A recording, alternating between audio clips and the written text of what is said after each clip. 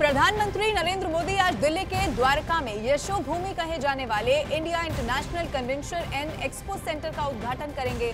इसके निर्माण से जुड़े अधिकारियों के मुताबिक देश में बैठकों, सम्मेलनों और प्रदर्शनियों की मेजबानी के लिए इस विश्व स्तरीय कन्वेंशन सेंटर को तैयार किया गया है और पूरी तरह बनने के बाद यशोभूमि दुनिया के सबसे बड़े एक्सपो सेंटर में एक हो जाएगा, क्योंकि बताया ये जा रहा है कि इसमें 15 कन्वेंशन हॉल और 13 मीटिंग हॉल का निर्माण किया गया है। ये एक साथ कई बड़े कार्यक्रमों के आयोजन इसमें किए जा सकेंगे। यशोभूमि के पहले चरण के उद्घाटन के साथ ही प्रधानमंत्री नरेंद्र मोदी द्वारका सेक्टर 21 से द्वारका सेक्टर 25 तक Delhi airport metro express line के विस्तार का भी उद्घाटन करेंगे। खबर यह भी है कि इस दौरान पीएम मोदी धौलाकुआं से द्वारका सेक्टर 25 तक मेट्रो से भी यात्रा कर सकते हैं।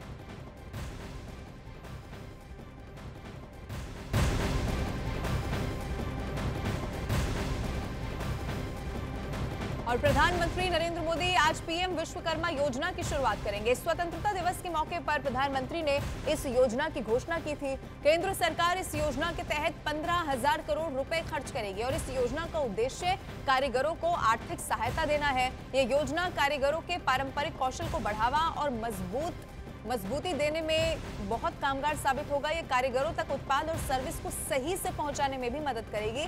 इस योजना के तहत लाभार्थियों को 15,000 रुपए का टूल किट भी उपलब्ध कराया जाएगा। विश्वकर्मा योजना की बड़े स्तर पर लॉन्चिंग के लिए देश भर में 70 शहरों में केंद्र सरकार के 70 मंत्री मौजूद रहेंगे। विश्वकर्मा योजना के लॉन्च के मौके पर मंत्रियों की जिम्मेदारी भी तय कर दी गई है।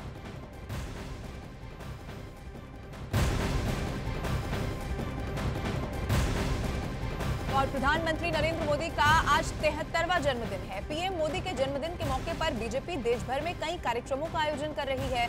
इस मौके पर देश के विभिन्न हिस्सों में कई कार्यक्रम मनाए जा रहे हैं। दिल्ली स्थित दरगाह हजरत निजामुद्दीन में उनकी दीर्घायु और बेहतर स्वास्थ्य के लिए सुबह 11 बजे सामूहिक दुआ का आयोजन भी किया जाएगा। इसमें बीजेपी अल्पसंख्यक मोर्चा के राष्ट्रीय अध्यक्ष जमाल सिद्दीकी भी मौजूद रहेंगे। और इसके साथ ही केंद्रीय स्वास्थ्य मंत्रालय आज से 2 अक्टूबर तक पूरे देश में आयुष्मान भव अभियान चलाने वाला है।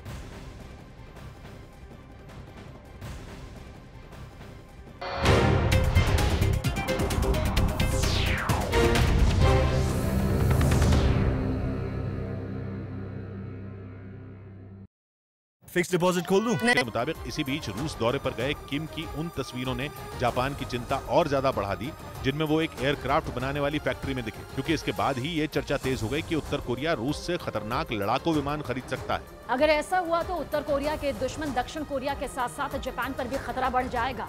दावा किया गया कि इसी बात से घबराए जापान ने उत्तर कोरिया के साथ बिना किसी शर्त के बातचीत करने और आपसी विवादों को खत्म करने का प्रस्ताव रख दिया। अयोध्या में बन रहे राम जन्मभूमि परिसर का एक्सक्लूसिव नक्शा सामने आया, जिसमें 70 एकड़ इलाके में कहां पर क्या बन रहा है उसे सिलसिलेवार तरीके से दिखाया गया। और इस नक्शे में मुख्य मंदिर, मंदिर परिसर और तीर्थ क्षेत्र परिसर समेत सभी जगहों को दिखाया गया। खबर है कि प्राण प्रतिष्ठा की तैयारी के लिए मंदिर के भूतल को तैयार किया जा रहा है।